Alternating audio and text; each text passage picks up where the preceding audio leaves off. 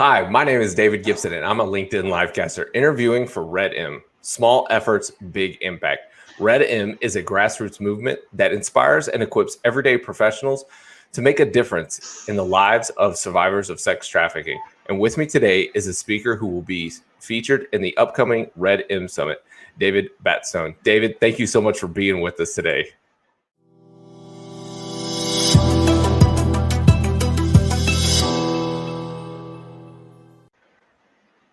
Hey, it's a real pleasure to connect with you, David. Well, I know that there's a little bit of a time delay, so anybody that is listening, if you hear my question, there's a little bit of a pause. Just bear with us. David is actually traveling in Sweden right now. He's actually on what I'm guessing is somewhat of a bullet train. So we're really getting the international, worldwide experience here for you today. Absolutely. It's going between the two largest cities in Sweden, Gothenburg and Stockholm. Well, David, I know that a lot of people's time is very short in today's world. So right off the bat, what is the message in regards to human trafficking and sex trafficking that you really want to be able to get out there? It's really about vulnerability of people who can be taken advantage of. I've traveled all over the world investigating human trafficking, and my organization, Not For Sale, we have operations in 10 countries. And the thing that I find that there's fairly consistent, what makes someone vulnerable. Many people have seen the movie Taken with Liam Neeson. It's a wealthy government intelligence worker has his daughter kidnapped. That's very, very rare. It's much more likely that it is a woman, and it usually is someone who lives in poverty, and it usually is a place where there is not the application of the rule of law.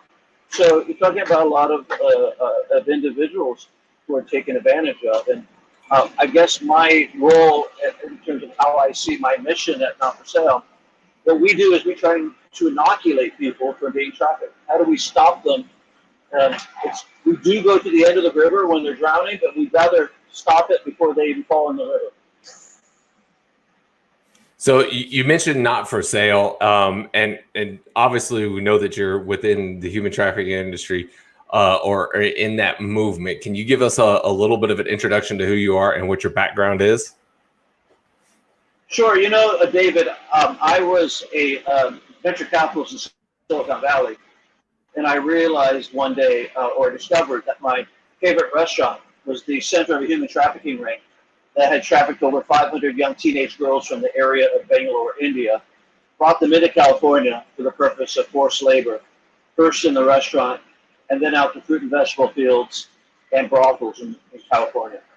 So, it's really fascinating about my journey then is that, most people, when they discover a social problem or an environmental problem, if you're concerned about global warming or, say, HIV/AIDS or malaria or human trafficking, what you do is you, unfortunately, open your heart and shut down your brain. Is that you create a model that, if I'm going to fight a social problem, an environmental problem that I care about, a global problem, then I need to start a nonprofit. And I need to then ask David Gibson for money so that, David will fund my project. And then I'll go to a church or a synagogue, and then I'll go to a company. And I'm probably 80% of my time begging for money and only 20% of my time doing the actual work. And it's not sustainable or scalable. So after about 5 years of creating a business model like everyone else does, it doesn't work. I said, well, wait a second, I'm a venture capitalist. What if I were to use the same methodology, my network, to try and build scalable solutions for things I care about? And that's what I did. Wow. So can you go back to the story as far as your restaurant there? Like, how were you able to discover that the human trafficking was taking place right there, at your favorite place to eat? Yeah, you know what? I wish I had been smart enough or aware enough to recognize it. It wasn't until that there was a gas leak, a natural gas leak in the apartment where the trafficker kept about 15 to 20 of the girls. and one of the young girls died, and several were critically injured. And so when the police showed up, the girls busted the trafficker. And so it's on the front page of the newspaper where I live in San Francisco. And I went, wait, I can't believe I've been going to that restaurant for so long and I didn't recognize it.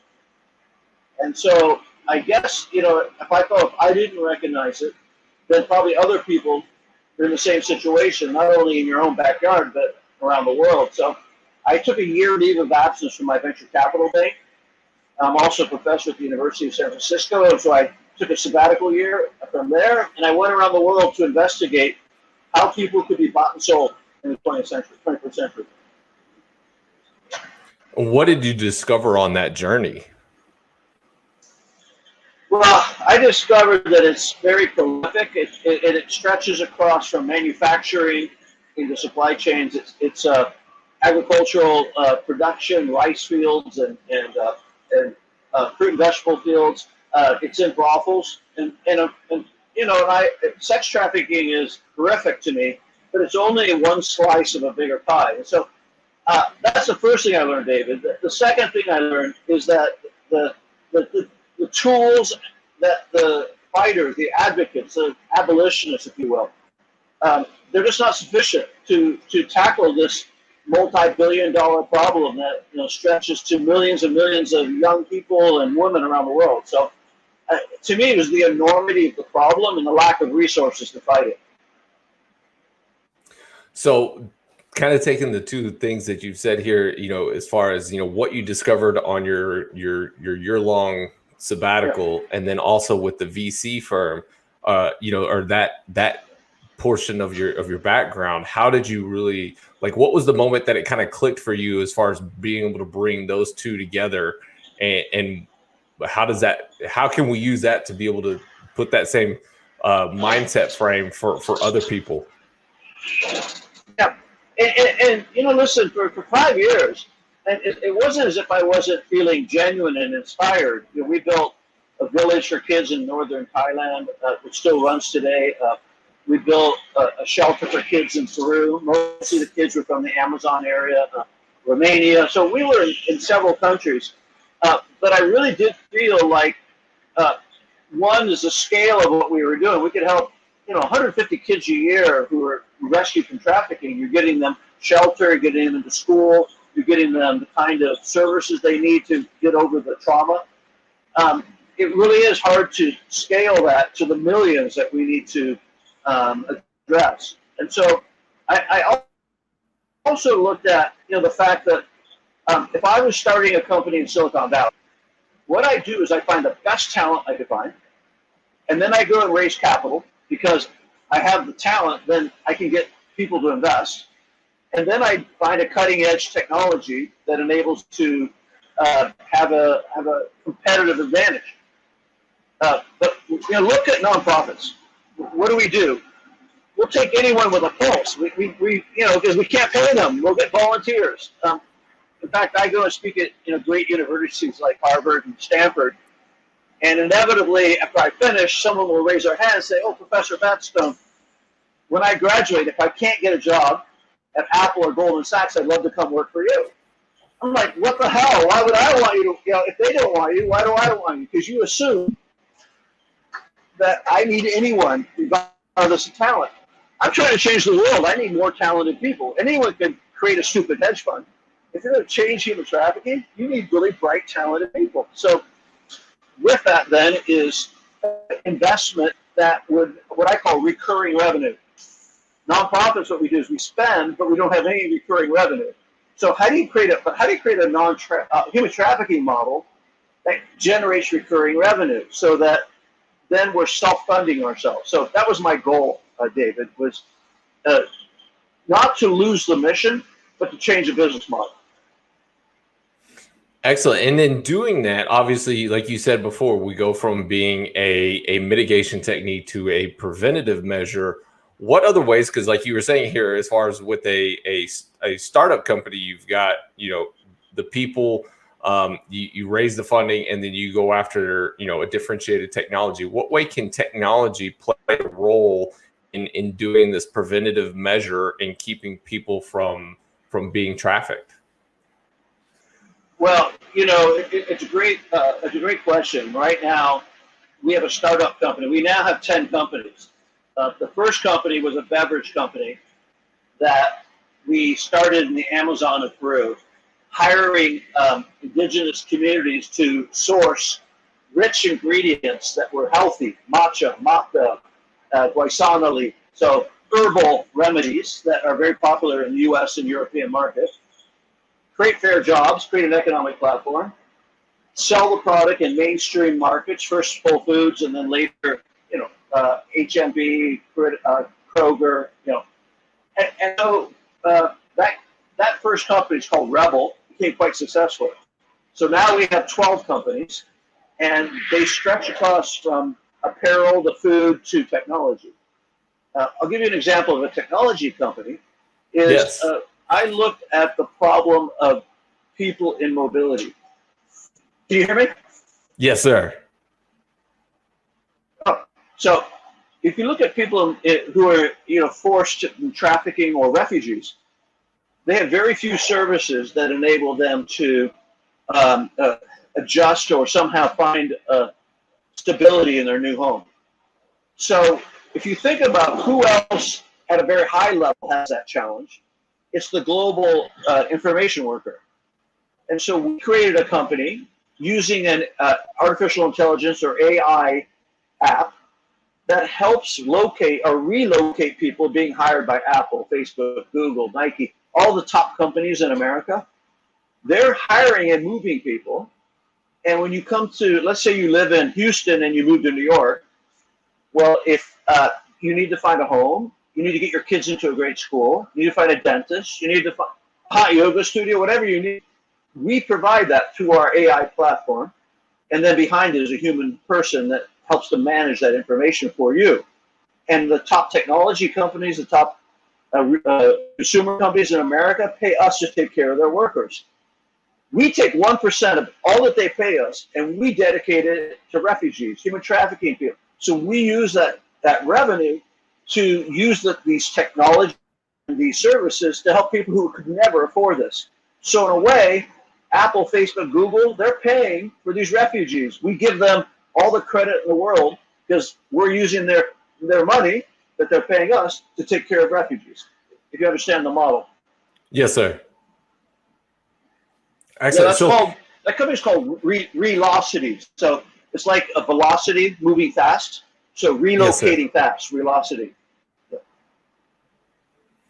Excellent. So when getting this started, are you approaching some of the startups, or are you having startups approach you? How does the that portion of the model work? Are you seeing people and saying, hey, I think that this application would be something that's great to be able to tie into human trafficking? Or do you have people that are coming to you saying, hey, we were going to do the nonprofit, then we listened to you and we said, no, now we're going to go this direction. Can you help us iron it out? Yeah, I think it's a great question. And I think mostly people come to us now. We're known for this. But I guess it's, what I find is that a lot of nonprofit people who come to me, they come with an idea that's very, lacks viability. So, we're going to make these bags, and we're going to make them and sell to the U.S. market. And so they're looking at the skill sets that their clients have, and they're trying to find a way to sell these products into, say, a bigger market. And it's just not competitive. It's not scalable. And it also doesn't create, if you were a savvy business person, you would never invest in that kind of company. So in a way, it's matching entrepreneurs with great market-changing ideas with what I call social entrepreneurs, people on the ground who are doing really great, cool stuff with their communities, but they don't have the business acumen or the network or resources to link their social entrepreneurship to economic or financial entrepreneurship. So a lot of what we do is the bridging of those two worlds. So do you find yourself, finding, the more technical entrepreneurs, and then, like you've called them, the social entrepreneurs, and just saying, hey, look, I think this is a good fit. You guys get together on this?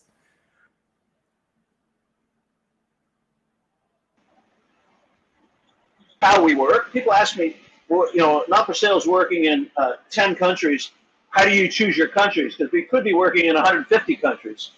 And the truth of the matter is that we find great social entrepreneurs. And then we say, listen, we love what you're doing, but you don't have the tools to scale. We could wrap around what you're doing a great business model and support that would allow you to do even more rescuing, more services, more.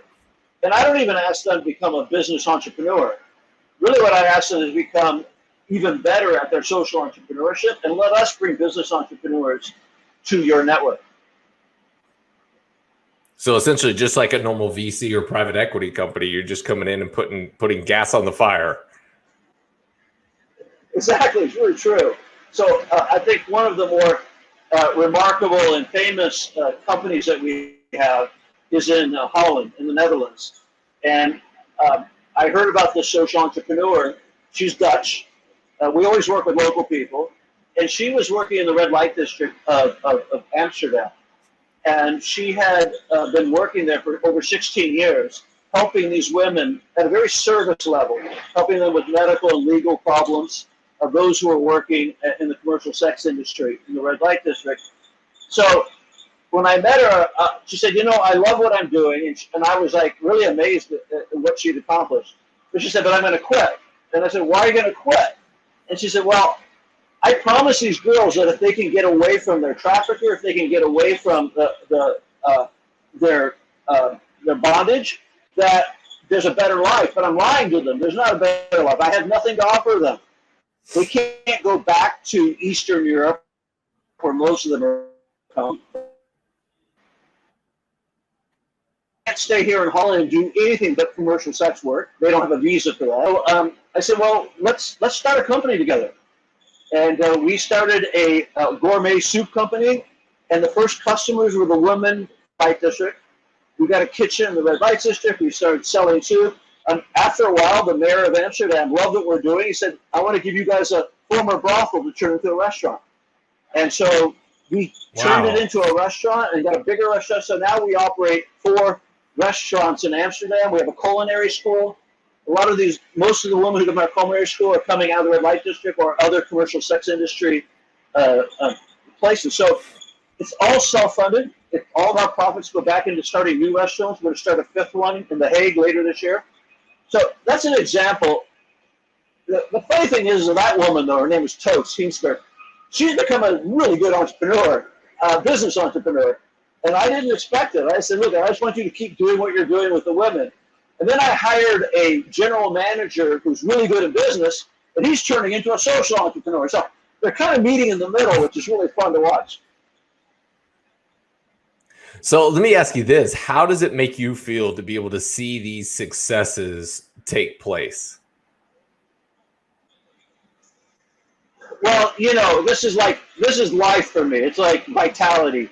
When I was in Silicon Valley, I decided that I didn't want to create one more widget. There's nothing evil about this, but does the world really need the next version? Is it really that critical? And I decided that I was only going to spend my time and my capital, my money, on things that I cared about, things I was passionate about. And so I decided that going forward, I would only invest in companies that have a tangible impact on the people or the planet. Now, that doesn't make me any less rigorous about my business. People come to me with business ideas that are not business ideas, and I say, you know what? You should stay a nonprofit. You're a great nonprofit. You're not a business person. Or people bring ideas to me that are really great business ideas that could make a lot of money, and I'll say, you know what?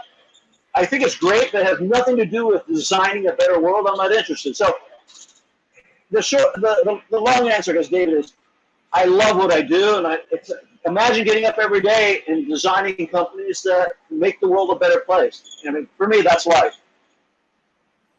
It's funny you say that because you hear so many times within the joke within Silicon Valley is like, we're trying to make a world a better place. And you really moved from that, like the widget stuff, to actually having that going that direction. So bravo to you for that, sir. No, absolutely. But you can, marry that technology. So right now we're starting a new company that uses AI to identify child sex trafficking on social media sites and on any kind of public network. And so basically what we're able to do is take known images of child sex trafficking and then flag by looking at over, 1 million per second images, we can flag those images that might lead to trafficking online. So there's an example of using technology in, a really direct, specific policing or looking at criminal activity. So I just feel using the best technology, the best capital, then we're going to defeat human trafficking. We're not going to defeat it from selling handbags and creating one more shelter. That's important. But so don't get me wrong. I'm not saying the sincerity of that and the importance of that, but it's not enough. And we need to be able to come up with better solutions. So obviously what I'm seeing from this is that it's a multi-level approach, that we still need nonprofits.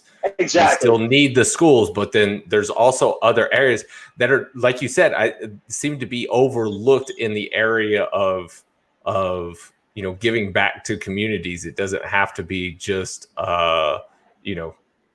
just give them money, just do this thing, but you can attack the problem from your perspective of venture capital and or technology and new startup companies.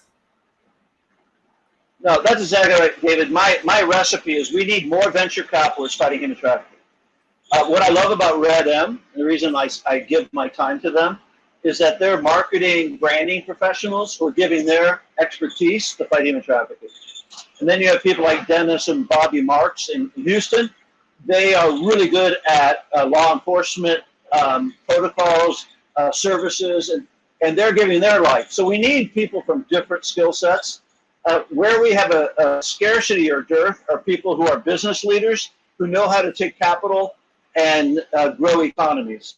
That's usually we think, oh, you have a heart for human trafficking? You should start a shelter, or you should be a social worker. Okay, maybe, but if you're really good at venture capital or you're really good at running businesses, why don't you do that and run a better world? Stick to doing what you're good at. I think I can definitely stay in that area. So in your time span of joining this movement and getting into this, from that time that you made the discovery at your local restaurant to where you are now, what have you seen change? Well, I think when we first started Not For Sale about 14 years ago, there was very little awareness of human trafficking. And even law enforcement had a very difficult time believing this existed in American cities. In fact, early on, Dennis Mark and Bobby Marks and I, we would go undercover in Houston, and we'd have to wear hidden cameras. And then we'd take all of the data that we found by going undercover, say at massage parlors or other establishments that had human trafficking, and then we would give this to the local police or to the FBI, because we couldn't get them to do the investigation. Oh my! That's not my skill set, to be an investigator undercover. I had to do it, and Bobby and Dennis had to do it because there were people who wouldn't do it. Now I don't have to. The FBI, police believe there's human trafficking, and they do investigation. But in those early days, that awareness or that believability wasn't there. So that's a huge thing. I'd say that we still focus too much on say criminalization and social services in our movement rather than solving the problem. So how do we solve human trafficking? Not how do we try to fix the problems after they happen, but how do we be proactive and inoculate people from being trafficked? That's, to me, my passion, because we never solve it. Otherwise, we're going to be the people who are simply, I'll be on your podcast in 10 years telling you how bad the world is, and I just don't want to do that. I want to tell you how much better the world is, and that's the kind of effort I want to put my time into. All right. Well, we'll set the date for 10/1/2030, 8 a.m. Maybe this time you won't be in Sweden. Okay. Maybe next time you'll be Exactly. on a beach. You'll be on a beach somewhere tropical, and we'll do the interview that way. You never know where you're going to find me. Well, if you're like other entrepreneurs and myself, you'll still be working at something. You'll still be hustling. Oh yeah, So absolutely. I love it. I just like, to me, it's like a puzzle you're trying to figure out. It's energizing, and I also just love to see people be empowered, and find their voice and find their calling, and they now have the means and the capacity to pursue their own calling. So one last question for you. With this last chance, what would you say to any VC, private equity, or young startup entrepreneurs, or even seasoned entrepreneurs? What would you say to them as far as potentially planting the seed to get in their mind and seeing if they can figure out a way to be able to help? Yeah, the best thing an entrepreneur can do is prove their model, and even if it's at a very small level.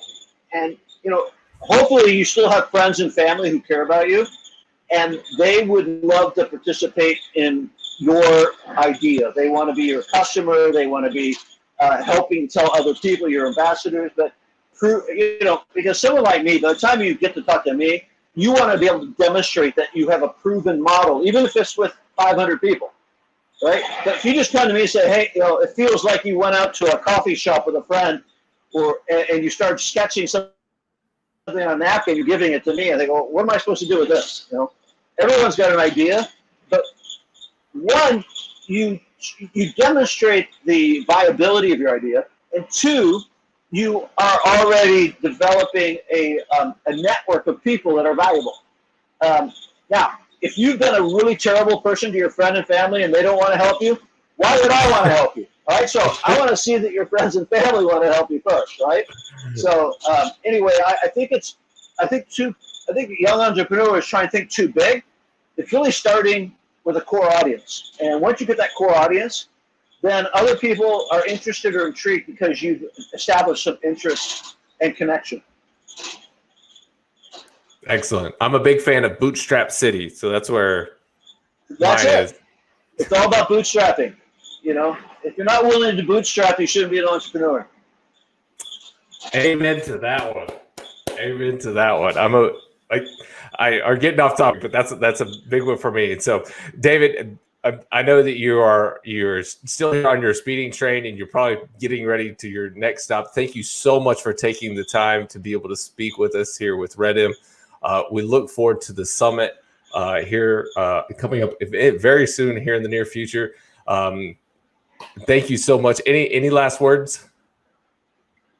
No, listen, just I have such great admiration and praise for the dedication of the people who are in Houston doing the good fight. And I know people on the Houston Task Force and people in companies that are connected with RedM.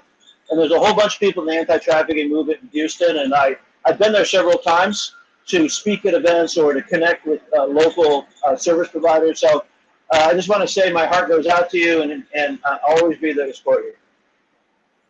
Well, from myself and behalf of anybody that's listening to this and many of the communities around the world, we thank you for your service, and we all look forward to being patrons of the businesses that you have invested in that are helping to be able to change the world.